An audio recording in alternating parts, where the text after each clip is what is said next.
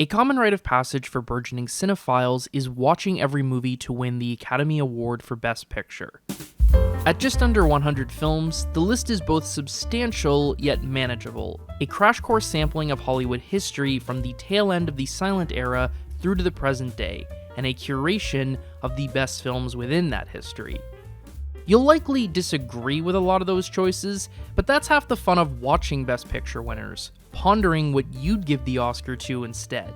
Even the famously terrible winners are kind of exciting, inviting you to bemoan the Academy's poor judgment while asking yourself, how did this ever win? Let's not pretend there isn't a kind of pleasure in that smugness. That's an extreme end of things though. Most Best Picture winners range from okay to pretty good. Movies that I certainly wouldn't have awarded, but enjoyable, solidly crafted entertainments. And then there are the bona fide classics. The Best Picture winners which really are among the greatest films of all time, and definitive must-sees for anyone who loves cinema. There is a lot to gain from taking the Best Picture winner's quest. But there's also another quest. A sicker quest. A quest for the truly fringe weirdos with more time on their hands than sense. I'm not talking about watching the 97 Best Picture winners. I'm talking about watching the 500 plus Best Picture losers. Those movies nominated for Oscar's top prize that ultimately came short. This is not a quest for the faint-hearted. It takes over 1,000 hours just to watch all the films, and you also need to be willing to dig deep to find a lot of the more obscure nominees. These movies that have fallen through the cracks of history and aren't readily available to stream or rent, or don't still have in-print physical media releases. Completing this quest is a tall order, but it's also one that I have finally accomplished. Well, mostly. There are two asterisks to this accomplishment. First, 1934's The White Parade, which is only available in an incomplete form at the UCLA Film Archive. With enough patrons, maybe I could afford the trip to LA, but I don't think that's really in the cards right now. I'm not sure Oscar completionism is worth risking deportation, especially since there's a second asterisk in 1928's The Patriot, which is straight up lost. That's especially a bummer given the film was directed by the great Ernst Lubitsch, the man behind several classic films, and some of the best early Best Picture losers, so it's reasonable to think The Patriot was probably pretty good. Hopefully a copy is found one day. I did watch Roland Emmerich's The Patriot, just to feel something, but given the two films have nothing in common beyond their titles, I'm not sure how useful that was. Exceptions for lost media aside, I have now finally seen every Best Picture loser, and I know what you're thinking. Why? Why on earth would you dedicate so much of your finite time on this earth to combing through the depths of Oscar history? Surely there were more productive uses of that time, or at least better movies to watch. Don't you still have major blind spots in the filmographies of Andrei Tarkovsky, Agnes Varda, and Yasujiro Ozu? You can't squeeze in a whopping 7 of Tarkovsky's features, but you're willing to watch 512 movies upon the recommendation of the Academy? The same Academy that named Green Book and the ironically named The Greatest Show on Earth as Best Picture? Don't you know that the Oscars are driven by studios pouring money into for-your consideration campaigns rather than strictly based on cinematic merit, and then Oscar voters frequently vote on the awards without even seeing all of the nominees? This was the cause that you felt was worth over 1,000 hours of your time? Of course it's going to sound stupid when you put it that way. Alright, so the worthiness of this quest is a little suspect. I'm not going to act like every movie nominated for Best Picture deserved to be. I certainly watched all sorts of bad movies over the course of this quest. And such varieties of bad. Bloated, dismal epics which crawled their way to a Best Picture nomination through the sheer size of their production. Tedious, by-the-numbers biopics which recounted the life of their subject with all the passion and excitement of a Wikipedia summary.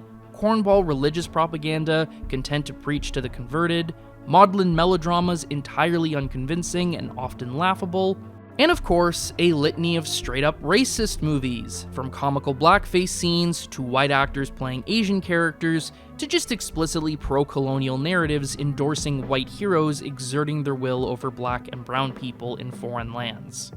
And before you jump into my comments to complain that I'm applying a woke 2025 lens to movies from almost 100 years ago, this is not an issue confined to the long-distant past. 2009's The Blind Side is as sickening in its condescension and regressive stereotypes as the more explicitly demeaning colonialist adventure films of the 1930s.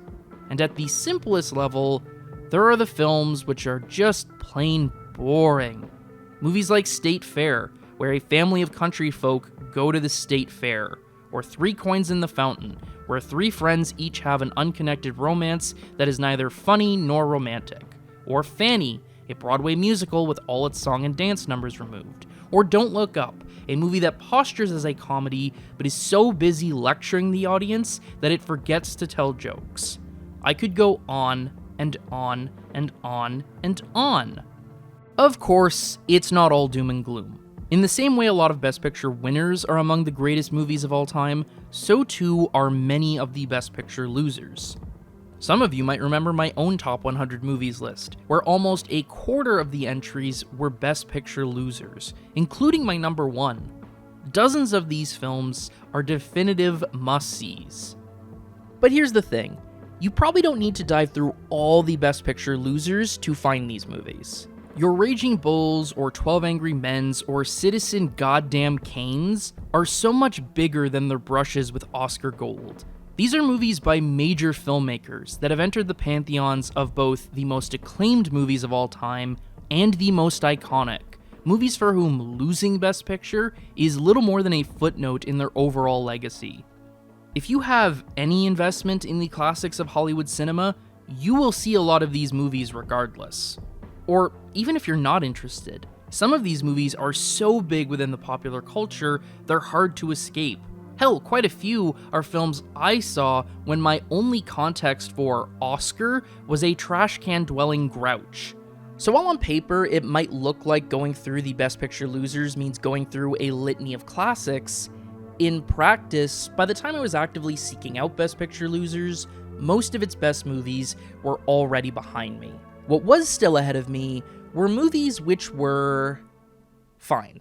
Much as it's tempting to hyperbolize about the really bad movies I sat through, most Best Picture losers range somewhere from kind of alright to pretty decent. A common response I had throughout this quest was that I could more or less understand why a given film was nominated for Best Picture, but I could also understand why it had largely been forgotten in the years since. Sometimes that why was a matter of a film falling out of relevance. In 1942, Wake Island's portrayal of an American military garrison stationed on the Pacific Front and their defeat at the hands of Japanese soldiers would have been incredibly prescient for a nation that had just entered World War II. 80 years later, the film blurs with the many combat movies Hollywood made during and after the war, and its ending, where the killing of US soldiers is immediately followed by a propagandizing montage insisting on Japan's eventual defeat and urging Americans support the war effort, no longer serves an active cause, but simply undercuts what was a story of defeat. George Cukor's Romeo and Juliet is a lavish adaptation, with great sets, costumes, and the full weight of old Hollywood production value. But the film is so mannered and respectable that it misses the youthful rebellion of the source material, a quality amplified by the casting of a Juliet in her 30s and a Romeo in his 40s. Subsequent adaptations have more directly captured that youthful energy in their formalism and in their casting. Other times, that slide into irrelevance was simply a matter of a film lacking that extra spark of excitement. The Country Girl provides a platform for Grace Kelly and Bing Crosby to play a bit against type, the former de-glamming and the latter turning down his innate charm and easygoing likability. The drama which unfolds around them is well staged, but not particularly interesting. Il Postino follows an uneducated postman who befriends exiled poet Pablo Neruda, who teaches the postman poetry so he can woo his crush. It's cute. It's shallow, but it's cute. The Russians Are Coming, The Russians Are Coming is a Cold War satire that effectively lampoons paranoia of communist invasion. It's not that funny, though. Test Pilot boasts some very impressive aerial photography, solid direction from old Hollywood stalwart Victor Fleming, and a trio of strong performances from legendary stars Clark Gable, Spencer Tracy, and especially Myrna Loy, who is a downright joy. What's the movie about? Well, it's about a test pilot, whose work is dangerous. Too dangerous, says his wife and best friend, but he's gonna do it anyway. There's just not much to latch onto, and that's the thing with a lot of Best Picture losers. They're okay. They pass the time well enough, but any lasting impression is minimal, and really, I had no reason to expect otherwise. The first Oscar race I diligently followed and kept up with for myself was in 2010, where I had to watch in horror as all my favorites lost to expected winner, The King's Speech, a movie about King George VI overcoming his stutter to give a rousing speech to Britain on the eve of World War II. I thought the film amusing but slight, a historical footnote pumped up for some breezy feel-good schmaltz, made with the veneer of sophisticated drama, but the structure and ambitions of The Karate Kid, just with speech lessons replacing karate lessons. The Academy had a whole slate of more formally adventurous, thematically challenging, and culturally prescient movies to choose from. They even had an old Hollywood-style entertainment with a smarter script and a richer sense of craft. And they went with the softball, easy viewing. My first full impression of the Academy, then, was an institution that rewarded middlebrow fluff. Movies that appeared weighty and important, but were functionally simplistic and unchallenging. That impression would sometimes be challenged as I worked my way through the Best Picture winners and losers of the past, but elsewhere it would be reaffirmed, especially as amusing but slight became my standard reaction. Which brings me right back to that central question. Why? Why was an onslaught of mid-level movies something I committed myself to so fully? Well, one thing I can say for sure, it had nothing to do with YouTube. This wasn't a case where I thought of some obscene challenge that I could make a video on. Quite the contrary, I started actively seeking out Best Picture losers at some point in my late teens, in the transition between high school and university, before Eyebrow cinema was even a glint in my eye, and I only finished the quest this year, over a decade after I started. Which should also give a sense of what the quest actually looked like. I wasn't locking myself in a room and binging Best Picture losers until my eyes bled. Have you been up all night eating cheese? I think I'm blind. I copied a list of every Best Picture nominee, and when I noticed one on streaming or at the library or on TCM, I would watch it. There were stretches where I was more invested in diligently seeking out movies, especially in the past year as I realized how close I was to finishing, but the bulk of the quest was done pretty casually. The idea initially was born out of a similar checklist approach that guided a lot of my early cinephilia. I've spoken before about how the American Film Institute's top 100s, for all their flaws, played an important role in introducing me to a broader world of classic Hollywood cinema that I hadn't yet been exposed to, and given all the crossover with the Oscars, Best Picture winners seemed a no-brainer. Best Picture losers were another natural extension. I may not have needed a checklist the way I did when I started with the AFI. By my late teens, I was well on the way by myself, but I was already working my way through the Best Picture winners. Why not go for the whole set? Aiding that sense of completionism, I also noticed a friend of mine was also going through all the Best Picture losers on Letterboxd, and felt a certain companionship there, that at least I wasn't alone. Like a drunk, noticing someone else at the bar at 2 a.m. and deciding, yeah, another beer is a good idea. You might expect I'd sober up with every mid to bad movie I watched, that the parade of mediocrities would discourage me from continuing. But in fact, the opposite was true. The mid to bad movies became the fascination. I wasn't looking at the Best Picture losers as a means to watch the old classics that had stood the test of time, but a means to watch the old movies that hadn't. A way to discover movies that were acclaimed and accomplished in their own time, but slowly slipped out of the cultural memory.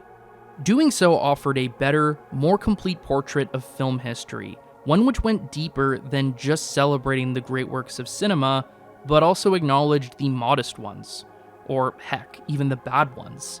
These films weren't always the most fun to watch, but but they were educational. Take, for example, the early sound era. The Oscars emerged in the late 1920s, just as the silent movie was giving way to the talkie, and accordingly, a lot of the earliest Best Picture losers were also pioneers in sound cinema, and the results were... Well, goodbye, old boy. Goodbye to you. I enjoyed your country very much, and I'm coming back here to stay among people of such good breeding as you are. rough. The sound films from 1928 and 29 especially are marked by the growing pains of the transition. Performances are often stilted and awkward, as actors struggle to adjust to the rhythms of dialogue. There's a clear separation between the non-dialogue scenes, which feel visually unencumbered, and the dialogue scenes, with the camera locked down and the blocking extremely rigid. Then there's the quality of the sound itself, which is often poor. Now, the other pretty lady. Oh, for pity's sake! Audio is scratchy, hard to make out, and can vary wildly from scene to scene. It won't be a silence married. We can't afford a carry. I kill him too. First I try to get my $87 back. I don't know how you live so long and act so foolish, my friend. Think my favors are cheap, eh? You think I like the other green, eh? You can get a sense of these early struggles from movies like Singin' in the Rain and more recently Babylon, which dramatize the transition from silent pictures to talkies and do so in an informative and entertaining fashion. But it's not the same as the visceral knowledge which comes from first-hand experience. It's one thing to laugh alongside Singin' in the Rain as it lampoons actors struggling to speak effectively into their microphone. It's another to earnestly try and follow along with a feature film as its sound levels drop in and out. It's one thing to see a depiction of the vibrancy and excitement of the silent era at its peak buckle under the restrictive limitations of early sound cinema.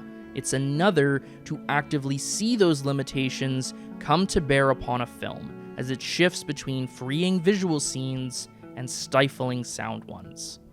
And that experience also gives an appreciation for the early sound films which did succeed. Maurice Chevalier and Jeanette MacDonald's smooth dialogue and seductive tones in The Love Parade are so much more alluring next to the more stilted and awkward line deliveries found amidst its fellow early Best Picture losers. Likewise, The Love Parade's creative solutions to the problems sound pose stand out. For example, the film begins in Paris, with Chevalier having an affair with a woman before her husband bursts in on the two of them together. In a silent movie, you could do this scene visually, with maybe a title card to stress the arrival of the husband. But in a sound movie trying to approximate reality more closely, that scene is going to have a lot of talking. The catch is that the woman is French. How do you preserve that reality while still making her dialogue intelligible to the primarily English-speaking audience? You could use subtitles, or you could ignore the language barrier entirely and just have her speak English for convenience sake, or you can do what Ernst Lubitsch does. Her husband! Chevalier breaks the fourth wall and translates for us directly. That might not sound particularly mind-blowing, but for 1929, it strikes me as remarkable. At a time when so many talkies were enamored by the simple thrill of hearing movies instead of just seeing them, Lubitsch is thinking more critically about the new questions sound poses and the new ways of engaging an audience. Chevalier's translation isn't just a matter of convenience either, it's also an escalation of the scene's tension, a reflection of his character as a philandering cad, and a cheeky fourth wall break that aligns the viewer more closely with Chevalier as our protagonist, an important point given the man's womanizing and narcissism could have proven a hurdle for audience identification. Another benefit of watching the forgotten movies that were honored but haven't stood the test of time is it gives you a better appreciation for the challenge of historicizing cinema at all, the difficulties engaging which films will endure, and the complexities which shape which do and which do not. To illustrate this, I want to zoom in on the Best Picture lineup from the 4th Academy Awards, which is one of the all-time loser lineups. Winning the Oscar is Cimarron, a clumsy and meandering Western epic that is usually and rightfully named among the worst Best Picture winners of all time. The The other nominees are Skippy, a deeply annoying movie about a kid from a wealthy family hanging out with the poor kids in Shantytown, full of insufferable child performances. East Lynne, a woozy melodrama whose tragic ending could best be described as hilarious. Trader Horn, which even by the standards of colonialist adventure films from the 1930s, is shockingly racist. Hey, one of you monkeys, bring a blanket. And The Front Page, which is actually pretty good. The movie is about newspaper editor Walter Burns trying to keep his ace reporter Hildy Johnson on staff rather than quitting to get married, tempting Hildy with a story about an accused murderer sentenced to be executed the following morning. With its razor-sharp script and exciting pacing, The Front Page is a fun watch, moving fast as it trades in laughs and thrills with constant attempted swindles alongside blistering rapid-fire dialogue and an increasingly outrageous storyline. So there is at least one good nominee. But still, 1 out of 5 is a pretty awful result, especially when you consider what the Academy could have nominated instead, with possible other Best Picture contenders including City Lights, Little Caesar, The Public Enemy, Dracula, Morocco, Taboo, The Dawn Patrol, and The Criminal Code. Those first 5 films especially are among the most famous Hollywood films of the 1930s, and rightfully so. They absolutely deserve their classic status. The last 3 are more obscure, but believe me when I say they are exceptional. Taboo was the last film from the German expressionist master F.W. Murnau before his tragic early death. A gorgeous and rousing love story, full of exquisite on-location cinematography and a rich sense of setting. The Dawn Patrol and The Criminal Code were early triumphs for director Howard Hawks, the former an anti-war epic about the dangerous lives of fighter pilots, and the latter a morality play about an incarcerated young man torn between the values of the law-abiding prison warden and an older convict who subscribes to a more abstract criminal code. Any of these films would have made better choices than what the Academy actually selected. I'd even make a case for The Big Trail, which at this point is probably most famous as an early starring vehicle for a young John Wayne, but in 1930 was more noteworthy for being shot in grandeur 70mm, an early widescreen film process. The implementation of the tech is far from perfect, with the characters and story being swallowed by the enormity of the image, but the film still has an utterly unique look in an era where the squared Academy ratio was the default, and in that respect was wildly ahead of its time. And it's tempting to simply laugh at the Academy for its loser choices, but we're also looking with the benefit of hindsight. In 2025, these movies have largely fallen into obscurity, save for maybe Cimarron, whose Best Picture win has at least granted it a degree of infamy, but these choices made a lot more sense in 1931. These movies were popular. Cimarron and Trader Horn were among the highest grossing movies of the year, with the latter coming second only to Chaplin. They were also well reviewed in their day. Variety called East Lynne an excellent piece of work, a screen drama of strength and charm.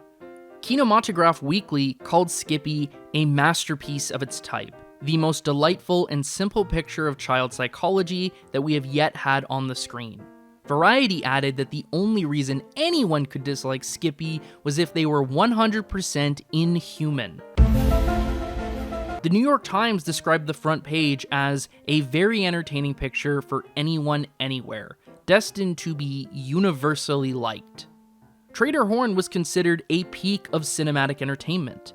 To quote Time magazine, incomparably the best jungle picture made so far. Trader Horn will stand, where censors do not gut it, high among the pictures of this or any year. The Chicago Tribune went a step further, praising the film as the biggest thrill of all talking pictures. And then there's the Best Picture winner, whose reception was nothing less than rapturous.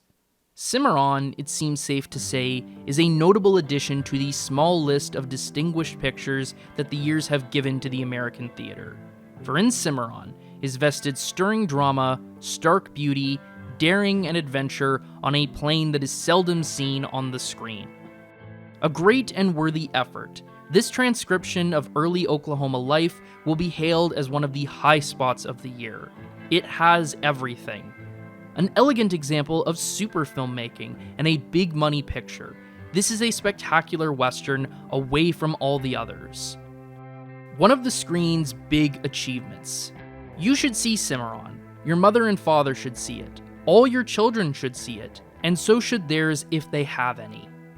Even one of the more lukewarm reviews I found, Mark Forrest's from the Saturday Review, still praises the finely imagined and beautifully photographed opening sequence and generally remarkable first half. But the bulk of Cimarron's coverage was downright euphoric, no publication more so than The Hollywood Reporter, who said this in 1931. Whether or not another movie as great is soon filmed, Cimarron must stand as the first of the talkers to surpass all screen entertainment. It will go on record as such, and serves as one of those bookmarks in the pages of motion picture history, closing one era and opening another. In 2024, that same magazine bluntly stated that Cimarron had not aged well, particularly focusing on the film's racist stereotypes and its narrative of manifest destiny, as white Oklahomans build their empire on the oil casually stolen from the Osage. James Berardinelli was even more critical in 2009, blasting the film not merely for its regressive politics, but also its disjointed narrative, sluggish pacing, hammy lead performance, and lack of cinematic innovation. What value he does see in Cimarron is as a window into the racist beliefs of its era, and as a study of how tastes change over the years, how a critically lauded film in the 1930s became an embarrassment in the 2000s, from a bookmark in the pages of motion picture history to a film only watched by the most devoted black and white film enthusiasts. It's a point that can be expanded to the whole of the 4th Academy Awards Best Picture lineup.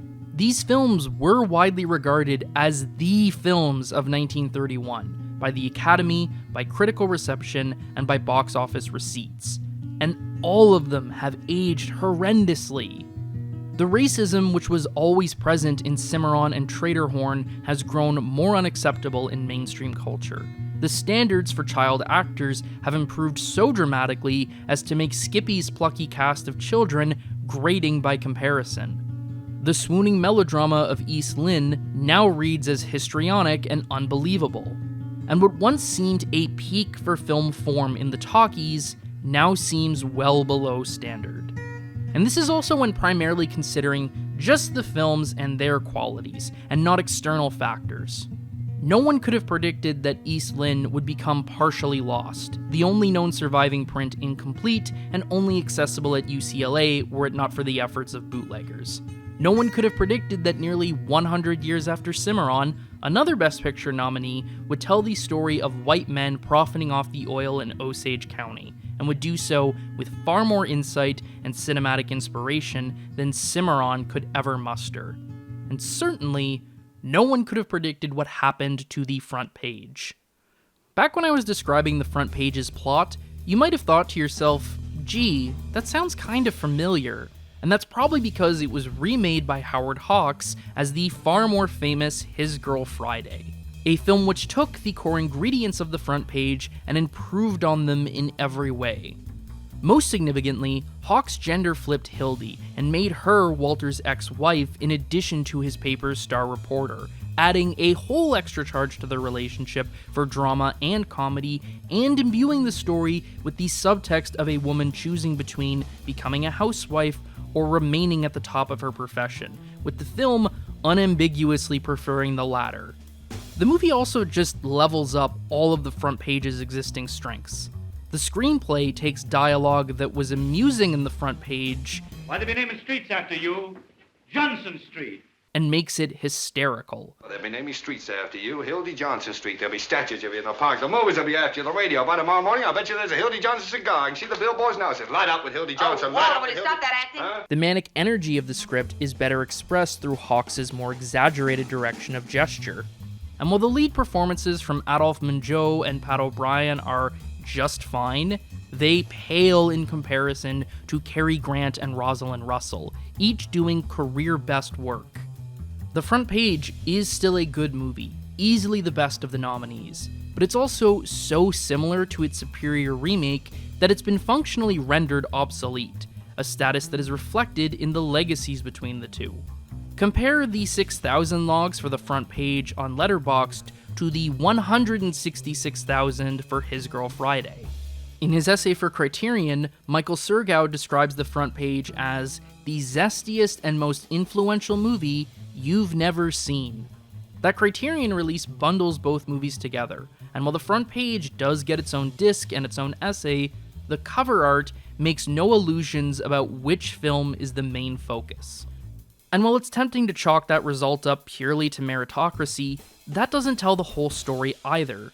We can't ignore the differing levels of fame of the respective directors. Louis Milestone was hardly a slouch. In fact, he boasts no less than 5 Best Picture nominated films, including the Best Picture winning All Quiet on the Western Front, arguably the first great movie to win Oscar's top prize, and it also netted Milestone the Best Director Oscar, an award Hawks never received and was in fact only nominated for once. But Milestone was not championed as an auteur by the French New Wave critics, or the New Hollywood movie brats the way Howard Hawks was, nor have his films remained popular with younger generations the way Hawks have and continue to do so.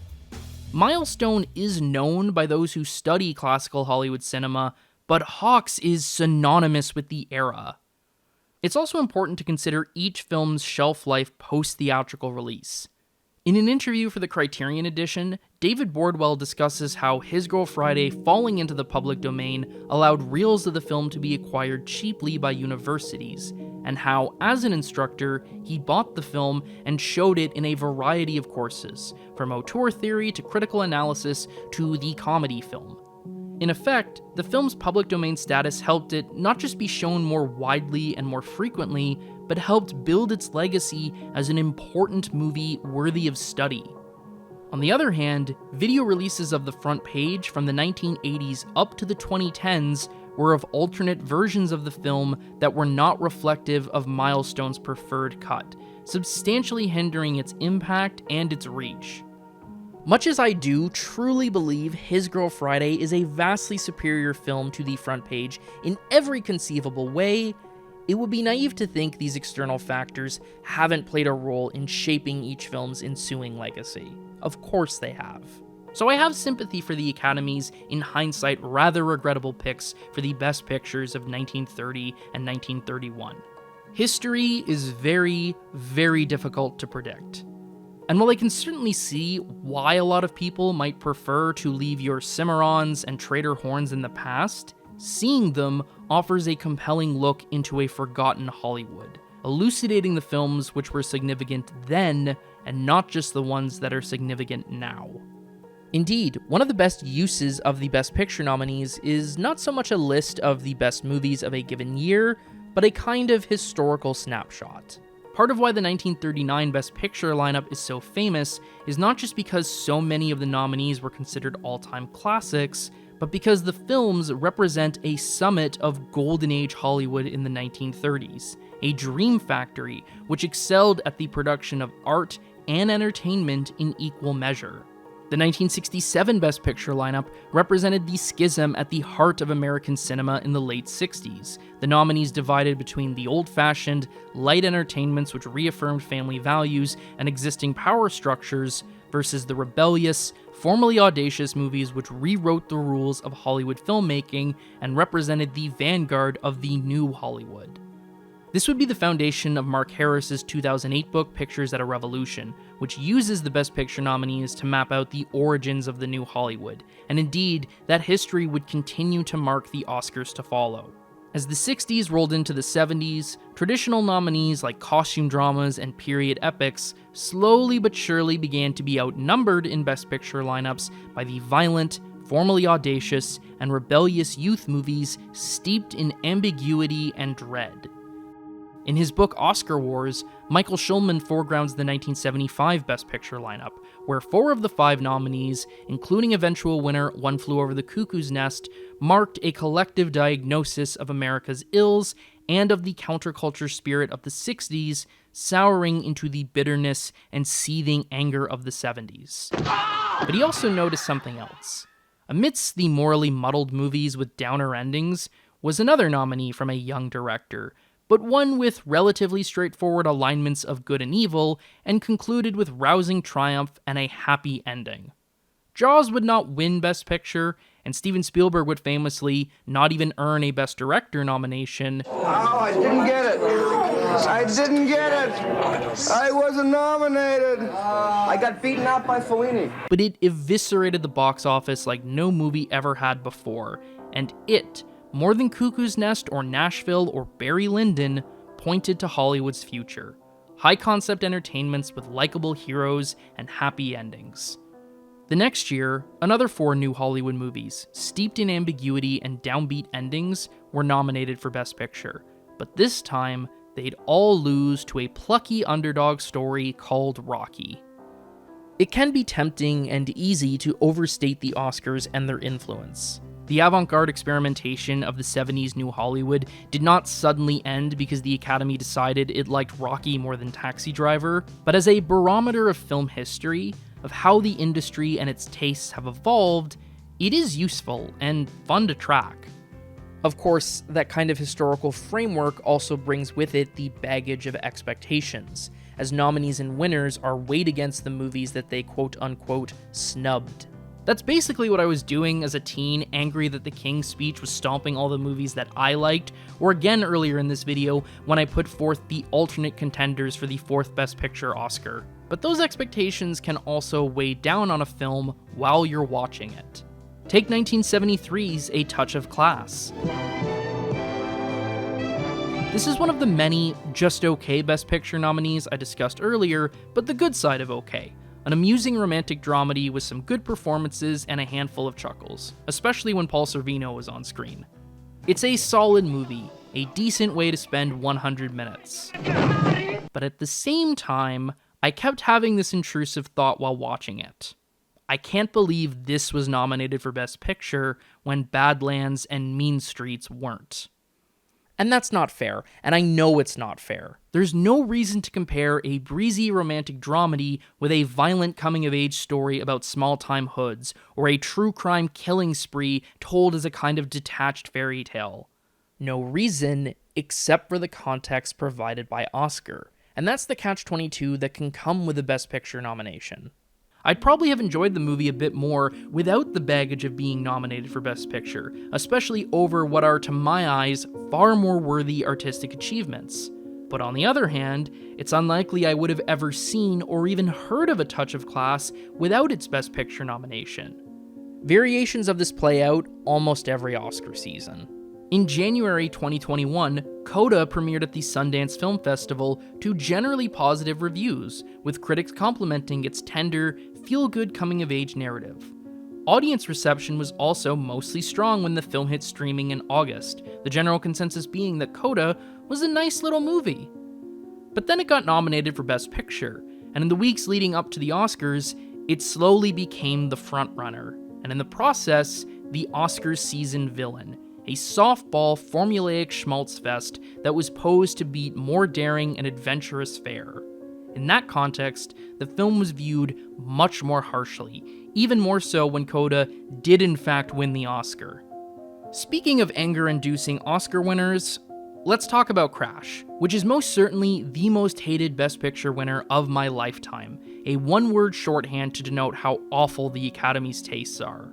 But it wasn't always so hated. Go back and look through the film's early reviews, and you'll find tons of raves from major publications, praising the film for its intelligence, cinematic power, and insightful inquiry into the heart of racism in America. Its Best Picture win was a shock, but the narrative that Crash was, at best, thuddingly didactic and obvious, and at worst, utterly ill-conceived and fundamentally ignorant about how racism actually works and propagates, only started to become consensus in the aftermath of its Best Picture win. Personally, I think Crash deserved that reassessment. It sucks, and I'm glad that's where its reputation currently sits. But Coda is a bit of a different story. I certainly wouldn't have nominated it for Best Picture, but I did find it a cute watch that pulled those heartstrings pretty effectively, and some of the hostility it garnered as Oscar villain did seem a little egregious. Of course, with hostility also came attention. Coda's Oscar successes massively boosted the film's profile. with a major surge in streaming views following its Oscar win, and those kind of bumps are not uncommon. Schulman cites several cases where a movie's box office was raised by millions following a Best Picture nomination, and even today, when box office grosses are waning generally, studios will still re-release their films in theaters if they rack up enough Oscar noms. Because here's the thing, as much as people might try and tell you otherwise, the Oscars absolutely do matter. They may not determine quality, but the context they bring can and does affect judgment. And while they may not guarantee a film's legacy long-term, they do increase a film's audience in the short term. People discover movies they wouldn't have seen otherwise because they got nominated. And with that in mind, I want to conclude this video by highlighting some of the best films that I saw because they were nominated for Best Picture. For all the trash I talked about the bad and mediocre movies I sat through for historical purposes across this journey, I'd be remiss if I didn't mention the good and even great movies I also saw along this quest. So let's celebrate with a mini top 10. Not a list of the top 10 Best Picture losers, but the hidden gems. The top 10 movies that I discovered because they were nominated for Best Picture. Number 10, Room at the Top.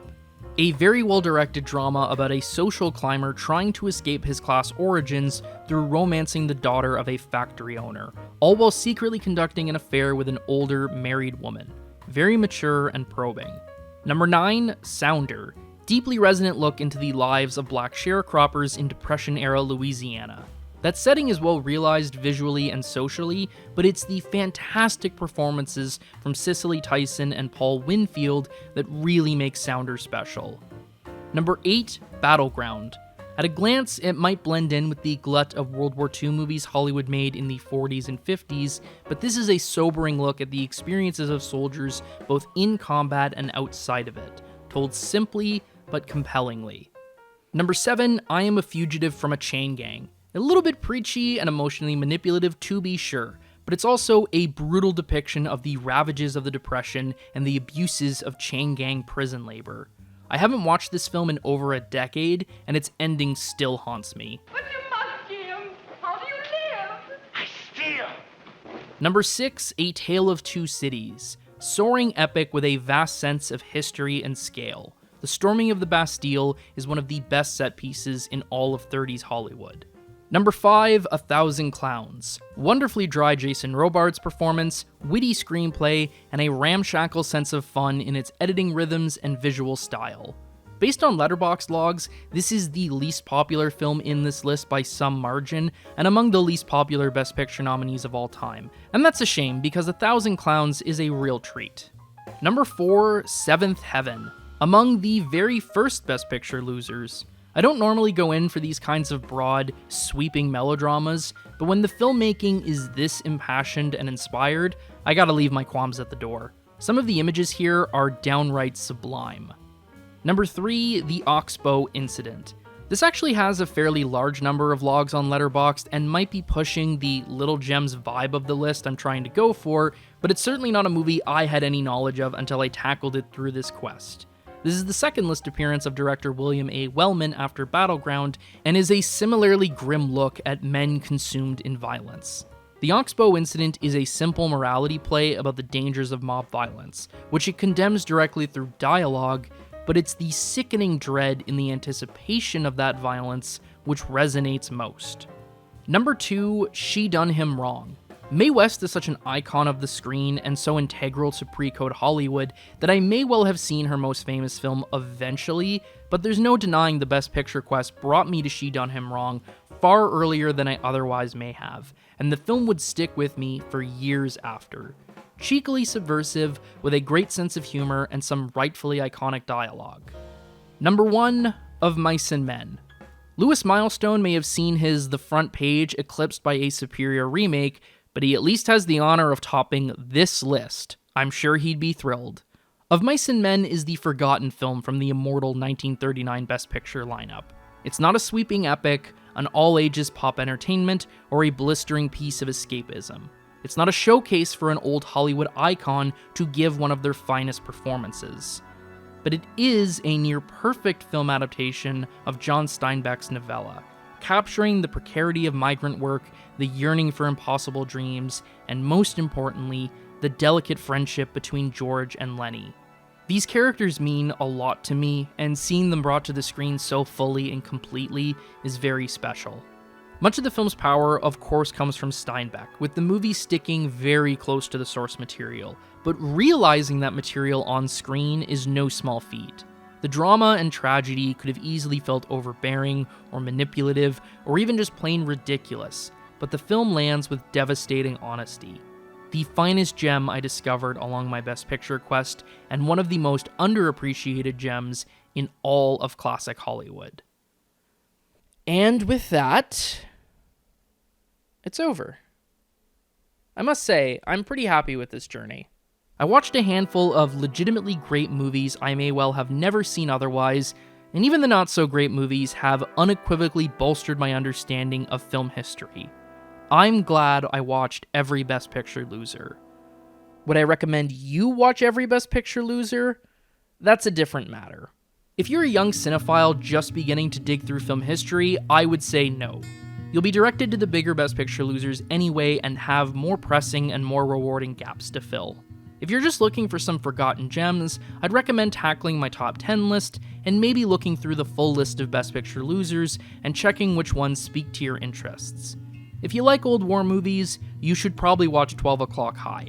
If you like gangster flicks and you've already seen the big 30s ones like Little Caesar and The Public Enemy, maybe check out The Racket. There are good movies to be found on this list, but you probably don't need to see all of them to get there. I joked earlier about the Best Picture losers being a quest for the sickos, but it really is strictly for the hardcore, and if you're just looking to watch a lot of good movies, there are much better methods available to you. That all being said, I certainly found a lot of value in seeing every Best Picture loser, and if you're a seasoned cinephile with the time and the inclination, maybe you will too. Of course, with this quest behind me, it's time to find a new big movie list to casually cross titles off of for the next few years. I could stick with Oscar, maybe all of the Best Director winners, though I'm actually only missing 2. I could expand and do every Best Director loser, though The Patriot would once again thwart my 100% true completion. I think the better move is to finally tackle all 102 movies that have won the Palme d'Or at the Cannes Film Festival. I've only seen a little under half the winners, and Cannes also skews much artier and much more international.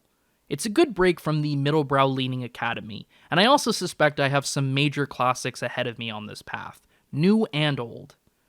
That might be the subject of a future video, but who knows. I didn't watch every Best Picture loser so I could make YouTube videos on it. I did it for my own cinematic education, and I plan to approach Palme d'Or winners the same way. There's always more to see, and there's always more to learn, and I think that's a wonderful thing. Especially since, now that I have seen every Best Picture nominated film, I've got to protect that stat. I've basically locked myself into seeing every subsequent batch of Best Picture nominees, year after year, forever, until I die. Oh God, what have I done?